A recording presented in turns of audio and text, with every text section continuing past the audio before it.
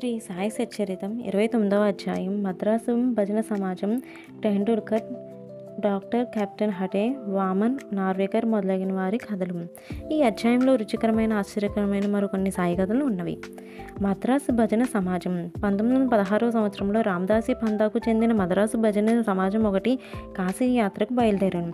అందులో ఒక పురుషుడు, అతని భార్య, అతని కుమార్తె, అతని వదిలి ఉండేరి. వారి పేర్లు తెలియవు. మార్గమధ్యమున వారు అహ్మదానగర్ జిల్లా కోపర్గావ్ తాలూకాలో షిరిడి అను గ్రామంలో సాయినాముక గొప్ప యోగేశ్వరుడు ఉన్నాడని, వారు పరబ్రహ్మ స్వరూపులని, ప్రశాంతులనియు, ఉదార స్వభావులనియు, భక్తులకు ప్రతిరోజు ద్రవ్యం పంచిపెట్టేదరని, విద్యావంతులకు కళాకుశలతను బట్టి యథోచితంగా సత్కరించునని వినిరి. ప్రతిరోజు దక్షిణ రూపంగా చాలా డబ్బు వసూలు చేసి దాన్ని భక్త కొండాజీ కూతురు 3 ఏండ్ల ఆమెనికి ₹1, ₹2 నుంచి ₹5 వరకు, కొందరికి జమాలీకి ₹6, ఆమెని తల్లికి ₹10 మొదలుకొని ₹20 వరకు, కొందరు భక్తులకు ₹50 వరకు బాబా ఇచ్చుచుండెను. ఇదంతయు విని సమాజము షిరిడికి వచ్చి అచట ఆగి మంచి భజన చేశాను. వారి మంచి పాటలు పాడిరి, కానీ లోలోన ద్రవ్యం నాశించుచుండిరి. వారిలో 3 పేరాస గలవారు. యజమానురాలు మాత్రమట్టి స్వభావం గలది కాదు. ఆమె బాబా యందు ప్రేమ ఘోరములు కలది. ఒకనాడు మధ్యాహ్నహారతి జరుగుచుండగా బాబా ఆమె భక్తి విశ్వాసములను ప్రీతి చెంది ఆమె ఇష్టదైవం యొక్క దృశ్యం ప్రసాదించాను. ఆమెకు బాబా శ్రీరాముని వలె కనిపించాను, కానీ ఇతరులకు మామూలు సాయినాథుని వలె కనిపించాను. తన ఇష్టదైవమును చూచి ఆమె మనసును కరిగెను. కండ్ల నుండి ఆనంద భాష్పములు కారుచుండగా ఆమె ఆనందంతో చేతులు తట్టెను. ఆమె ఆనంద వైఖరికి తక్కిన ఆశ్చర్యపడిరి, కానీ కారణమేమో తెలుసుకొనలేకుండిరి. జరిగిందంతయో ఆమె సాయంకాలం తన భర్తతో చెప్పాను. ఆమె బాబా శ్రీరాముని చూచితనని. ఆమె అమాయకం భక్తురాలొకటిచే శ్రీరాముని చూచుట ఆమె పడిన భ్రమ అని భర్త అనుకొనెను. అది అంతయు వట్టి చాదస్తమని వెక్కిరించాను. అందరూ సాయిబాబాను చూడగా ఆమె శ్రీరాముని చూచుట అసంభవమనెను. ఆమె ఈ ఆక్షేపను కోపగించలేదు. ఆమెకి శ్రీరామ దర్శనం అప్పుడప్పుడు తన మనసును ప్రశాంతంగా నుండినప్పుడు, దురాశలు లేనప్పుడు లభించుచునే ఉండెను. ఆశ్చర్యకరమైన దర్శనం. ఈ ప్రకారంగా జరుగుచుండగా ఒకనాటి రాత్రి భర్తకు ఒక అద్భుతమైన దృశ్యం ఈ విధంగా కనబడెను. అతడు ఒక పెద్ద పట్టణంలో నుండెను. అక్కడ పోలీసులు తనను బంధించి తాడుతో చేతులు కట్టి ఒక పంజరమును బంధించి, పోలీసు వారు తాడుముడి మరింత బిగించుచుండగా సాయిబాబా పంజరం దగ్గర నిలిచి ఉండట చూచి విచారంగా ఇట్లనెను. నీ కీర్తి విని నీ పాదాల వద్దకు వచ్చి తిని, నీవు స్వయంగా నిచట నిలిచి ఉండగా ఈ ఆపద నాపై బడనేలా? బాబా ఇట్లనెను, నీవు చేసిన కర్మ ఫలితం నీవే అనుభవించవలను. అతడు ఇట్లనెను, ఈ జన్మలో నాకిట్టి ఆపద వచ్చుటకు నేనేం పాపం చెయ్యలేదు. బాబా ఇట్లనెను, ఈ జన్మలో కాకున్నా గత జన్మలోనైనా పాపం చేసి ఉండవచ్చును. అతడు ఇట్లనెను, గత జన్మలోనైనా పాపం చేసి ఉన్నచో ఈ నీ సుఖమున ఈ దాని నేల నిప్పు ముందర ఎండుగడ్డి వలె దహనం చెయ్యరాదు. బాబా నీకట్టి విశ్వాసం గలదా అని అడుగగా అతడు కలదు అనెను. బాబా అప్పుడు కండ్లు మూయమనెను. అతడు కండ్లు మూసి తెరిచినంతలో ఏదో క్రింద పడి పెద్ద చప్పుడయ్యాను. పోలీసు వారు రక్తం కార్చు పడిపోయి ఉండిరి. తాను బంధవిముక్తుడై ఉండెను. అతడు మిక్కిలి భయపడి బాబా వైపు చూచెను. బాబా ఇట్లనెను, ఇప్పుడు నీవు బాగుగా పట్టుబడితివి. ఆఫీసర్లు వచ్చి నిన్ను బంధించెదరు. అప్పుడు అతడు ఇట్లు విన్నవించెను, నీవు తప్ప రక్షించే వారెవరూ లేరు. నన్ను ఎట్లయినా కాపాడుము. అప్పుడు బాబా వాని కళ్ళు ముయ్యమనెను. వాడట్లు చేసి తిరిగి కన్నులు తెరిచినంతలో వాడు పంజరం నుండి విడుదలైనట్లు బాబా పక్కనున్నట్లు కనిపించెను. అతడు బాబా పాదంపై పడెను. బాబా ఇట్లను, ఈ నమస్కారములకు ఇంతకు ముందటి నమస్కారములకైనా భేదం కలదా? బాగా ఆలోచించి చెప్పుము. అతడు ఇట్లనెను, కావలసినంత భేదం కలదు. ముందటి నమస్కారం నీ వద్ద పైకం తీసుకొనుటకు చేసి తిని, ఈ నమస్కారం నిన్ను దేవునిగా భావించి చేసినది.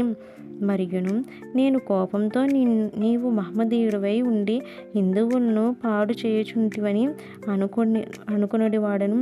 బాబా, నీ మనసులో మహమ్మదీయ దేవతను నమ్మవా? అని ప్రశ్నింపగా అతడు నమ్మనెను.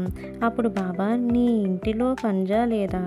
నీవు మొహరం అప్పుడు పూజ చెయ్యుట లేదా? మరియు మీ ఇంట్లో మహమ్మదీయ దేవతయగు కాట్బీబీ లేదా? పెండ్లి మొదలగిన శుభకార్యములప్పుడు ఆమెను మీరు శాంతింపచేయుట లేదా అనెను. అతడు దీనంతటికీ ఒప్పుకొనెను. అప్పుడు బాబా, నీకింక ఏమి కావాలని అడిగాను. అతడు తన గురువగు రామదాసును దర్శింప కోరిక గలదనెను. వెనుకకు తిరిగి చూడమనెను. బాబా అనెను. వెనుకకు తిరిగినంతనే అతనికి ఆశ్చర్యం కలుగునట్లు రామదాస స్వామి తన ముందర ఉండెను. వారి పాదములపై పడగానే రామదాసు అదృశ్యుడయ్యను. జిజ్ఞాస గలవాడే అతడు బాబాతో ఇట్లనెను, మీరు వృద్ధులుగా కనబడుచున్నారు. మీ వయసు మీకు తెలియనా బాబా? నేను ముసలివాడిని అనుచున్నావా? నాతో పరిగెత్తి చూడు. మనుచు పరిగెడు మొదలెడెను. అతడు కూడా వెంబడించెను. ఆ ధూళిలో బాబా అదృశ్యుడయ్యాను. అతడు నిద్ర నుండి మేలుకొనిన వెంటనే స్వప్న దర్శనం గూర్చి తీవ్రంగా ఆలోచించి మొదలెడెను. వాని మనోవైఖరిని పూర్తిగా మారి బాబా గొప్పదనం గ్రహించెను. అటు పిమ్మట వారి సంశయం వైఖరి పేరాస పూర్తిగా తొలగను. బాబా పాదములపై అసలైన భక్తి మనమును ఉద్భవించెను. ఆ దృశ్యం ఒక స్వప్నమే కానీ అందుగల ప్రశ్నోత్తరములు చాలా ముఖ్యమైనవి, రుచికరమైనవి. ఆ మరుసటి ఉదయమున అందరూ మసీదులో హారతి కొరకు గుమిగూడి ఉండగా అతనికి బాబా 2 రూపాయలు విలువ గల మిఠాయిని 2 రూపాయల నగదునిచ్చి ఆశీర్వదించెను. అతన్ని మరికొన్ని రోజులు ఉండమనెను. అతన్ని బాబా ఆశీర్వదించి ఇట్లనెను, అల్లా నీకు కావలసినంత డబ్బునిచ్చును, నీకు మేలు చెయ్యును. అతనికి అచట ఎక్కువ ధనము దొరకలేదు, కానీ అన్నింటికంటే మేలైన వస్తువు దొరికింది. అదియే బాబాయ్ ఆశీర్వాదం. తర్వాత ఆ భజన సమాజం ఎంతో ధనం లభించెను. వారి యాత్ర కూడా జయప్రదంగా సాగెను. వారికి ఎట్టి కష్టములు ప్రయాణ మధ్యమును కలగలేదు. అందరూ క్షేమంగా ఇల్లు చేరిరి. వారి బాబా పలుకుల ఆశీర్వాదములు వారి కటాక్షములచే రగిలిన ఆనందం గూర్చి మనమందరం చింతించుచుండిరి. తన భక్తులకు వృద్ధి చేర్చుటకు వారి మనసులను మార్చుటకు బాబా అవలంబించిన మార్గంలో ఒకటి చూపుటకి లీల ఒక ఉదాహరణం. ఇప్పటికి నిట్టి మార్గమును బాబా అవలంబించుచున్నారు. టెండూల్కర్ కుటుంబం. బాంద్రాలో టెండూల్కర్ కుటుంబం ఉండెను. ఆ కుటుంబం వారందరూ బాబా యందు భక్తి కలియుండిరి. సావిత్రిబాయి టెండూల్కర్ శ్రీ సాయినాథ భజనమాలయను మరాఠీ గ్రంథమును 800 అభంగములు పదములతో ప్రచురించుచుండెను. దానిలో సాయిలీలలు అన్నయూ వర్ణింపబడిన. బాబా యందు శ్రద్ధాభక్తులు కలవారు దాన్ని తప్పక చదువవలెను. వారి కుమారుడు బాబు టెండూల్కర్ వైద్య పరీక్షకు కూర్చునవలెనని రాత్రింబవళ్ళు కష్టపడి చదువుచుండెను. అతడు కొందరు జ్యోతిష్కులు సలహా చేశాను. వారు అతని జాతకమును చూచి ఈ సంవత్సరం గ్రహములు అనుకూలంగా లేవని చెప్పిరి. కనుక ఆ మరుసటి సంవత్సరం పరీక్షకు కూర్చొనవలనని అట్లు చేసిన తప్పక ఉత్తీర్ణుడగుడని చెప్పిరి. ఇవి విని అతని మనసుకు విచారం అశాంతి కలిగెను. కొన్ని దినముల తర్వాత అతని తల్లి షిరిడీకి పోయి బాబాను దర్శించాను. ఆమె బాబాకు అనేక విషయములతో పాటు తన కొడుకును విచారగ్రస్తుడైన సంగతి కూడా చెప్పాను. ఇది విని బాబా ఆమెతో ఇట్లనెను, నా యందు నమ్మకం ఉంచి జాతకములు నా వాని ఫలితమును సాముద్రిక శాస్త్రజ్ఞులను పలుకు ఒక పక్కకు దోసి తన పాఠములు చదువుకోమని చెప్పుము. శాంత మనసుతో పరీక్షకు వెళ్ళమనము. అతడు ఈ సంవత్సరం తప్పక ఉత్తీర్ణుడగును. నాయందే నమ్మకం ఉంచమనను. నిరుత్సాహం చెందవద్దునను. తల్లి ఇంటికి వచ్చి బాబా సందేశం కొడుక్కి వినిపించాను. అతడు శ్రద్ధగా చదివాను. పరీక్షకు కూర్చొని వ్రాత పరీక్షలో బాగా వ్రాసాను. దాని సంశయంలో మునిగి ఉత్తీర్ణుడొకటకు కావలసిన మార్కులను రావనుకునేను. కావున నోటి పరీక్ష కూర్చున్న నిష్టపడలేదు. కానీ పరీక్షకు అతని వెంటబడిరే. వ్రాత పరీక్షల్లో ఉత్తీర్ణుడయ్యనని నోటి పరీక్షకు రావాలనని పరీక్షాధికారి కబురు పెట్టాను. ఇట్లు ధైర్యవచనములు విని అతడు పరీక్షకు కూర్చుని రెండింటిలో ఉత్తీర్ణుడయ్యను. గ్రహములు వ్యతిరేకంగా నున్నను. బాబా కటాక్షముచే ఆ సంవత్సరం పరీక్షలో ఉత్తీర్ణుడయ్యను. సంశయములు కష్టములు మన భక్తిని స్థిరపరచుటకు మనల్ని చుట్టుముట్టము, మనల్ని పరీక్షించును. పూర్తి విశ్వాసంతో బాబాను కొలుచును. మన కృషిని సాగించినచో మన ప్రయత్నములన్నీ తుదకు విజయవంతమగును. ఈ విద్యార్థి తండ్రి రఘునాథరావు బొంబాయిలో ఒక విదేశీ కంపెనీలో కొలువు ఉండెను. వృద్ధులగుటచే సరిగ్గా పనిచెయ్యలేక సెలవు పెట్టి విశ్రాంతి పొందుచుండెను. సెలవు కాలమున అతని స్థితి మెరుగుపడలేదు. కావున సెలవు పొడిగించవలెననుకొనెను, లేదా ఉద్యోగం నుండి విరమించుకొనుట నిశ్చయమని తోచెను. కంపెనీ మేనేజర్ అతనికి పింఛను ఇచ్చి ఉద్యోగ విరమణ చేయించవలెనని నిశ్చయించెను. మిక్కిలి నమ్మకంతో చాలా కాలం తమ వద్ద ఉద్యోగం చేసినవాడు కనుక ఎంత పింఛను ఇవ్వవలెనని ఆలోచించుచుండిరి. అతని వేతనమునకు నెలకు 150 రూపాయలు పింఛను. అందులో సగం 75 రూపాయలు కుటుంబం ఖర్చులకు సరిపోదు. కాబట్టి ఈ విషయమై వారందరూ ఆతృతతో నుండిరి. తుది నిర్ణయం 15 రోజుల ముందే టెండూల్కర్ భార్యకు బాబా స్వప్నంలో కనిపించి 100 రూపాయలు పింఛను ఇచ్చినా బాగుండును అనుకుందును. అది నీకు సంతృప్తికరమా నేను ఆమె ఇట్లు జవాబిచ్చిన, బాబా నన్నేలా అడిగేదవు? మేము నిన్నే విశ్వసించి ఉన్నాము. బాబా మాకు 100 రూపాయలు అని నన్ను అతనికి 10 రూపాయలు అధికంగా అనగా 110 రూపాయలు పింఛను లభించెను. తన భక్తులపై బాబా ఇట్టి విచిత్రమైన ప్రేమానురాగములను ప్రదర్శించినారు. కెప్టెన్ హటే బికానేర్లో ఉండేవాడు. అతడు బాబాకు కూర్చు భక్తుడు. ఒకనాడు బాబా అతన్ని స్వప్నంలో కనిపించి, నన్ను మరచితివా నేను? హటే వెంటనే బాబా పాదం పట్టుకొని, బిడ్డ తల్లిని మరిచినచో అదెట్లు బ్రతుకును అనుచు తోటలోనికి పోయి తాజా చిక్కుడుకాయలు తెచ్చి స్వయం పాకమును దక్షిణము బాబాకు అర్పించుచుండగా అతడు మేల్కొనెను. ఇది అంతయు స్వప్నం అనుకొనెను. ఈ వస్తువులన్నింటినీ తిరిగి సాయిబాబా వద్దకు పంప నిశ్చయించుకొనెను. కొన్ని దినముల తర్వాత గ్వాలియర్ వెళ్ళెను. అక్కడి నుండి 12 రూపాయలు మనీ ఆర్డర్ ద్వారా బొంబాయిలో నుండిన తన స్నేహితునికి పంపి అందులో 2 రూపాయలతో స్వయం పాకం వస్తువులు చిక్కుడుకాయలు కొని 10 రూపాయలు దక్షిణ సమర్పించవలెనని వ్రాసెను. ఆ స్నేహితుడు షిరిడీకి పోయి కావలసిన సామాన్లు కొనెను.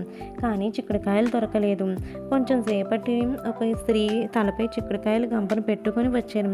అతడు చిక్కుడుకాయలు కొని స్వయం పాకం సిద్ధం చేసుకుని కెప్టెన్ హటే పక్షమున దాన్ని బాబాకు అర్పించాను.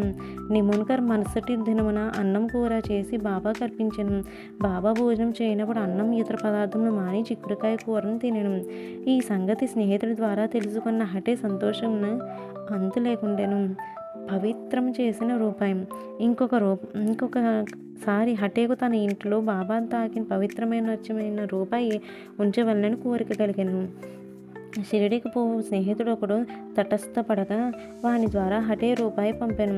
ఆ స్నేహితుడు షిరిడీ చేరిన బాబాకు నమస్కరించిన పిదప తన గురిదక్షిణ నొసంగెను.